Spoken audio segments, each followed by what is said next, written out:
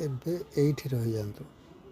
ଏ ହେଉଛି ଜଗନ୍ନାଥପୁରୀ ସମୁଦ୍ର ବେଳାଭୂମି। ସମୁଦ୍ର କୂଳରେ ଜଣେ ବାଲୁକା ଚିତ୍ରଶିଳ୍ପୀ ତାଙ୍କ ଚିତ୍ରକଳା ପ୍ରଦର୍ଶନ କରୁଛନ୍ତି। ଭଲ ଭାବେ ଦେଖନ୍ତୁ ଏବଂ ବାଲୁକା ମୂର୍ତ୍ତିଟି ଯଦି ଭଲ ଲାଗିଲା ତେବେ ଭିଡ଼ିଓଟି ଲାଇକ୍ କରି ସବସ୍କ୍ରାଇବ୍ କରିଦିଅନ୍ତୁ। ସବସ୍କ୍ରାଇବ୍ ନିଶ୍ଚୟ କରିଦିଅନ୍ତୁ ସାଙ୍ଗମାନେ।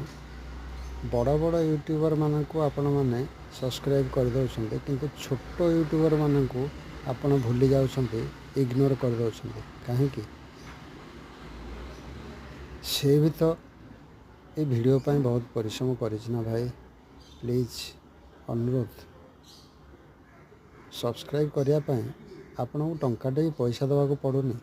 ପ୍ଲିଜ୍ ସବସ୍କ୍ରାଇବ୍ କରିଦିଅନ୍ତୁ, ଭିଡ଼ିଓଟି ଲାଇକ୍ କରିଦିଅନ୍ତୁ, ଏତିକି ଅନୁରୋଧ।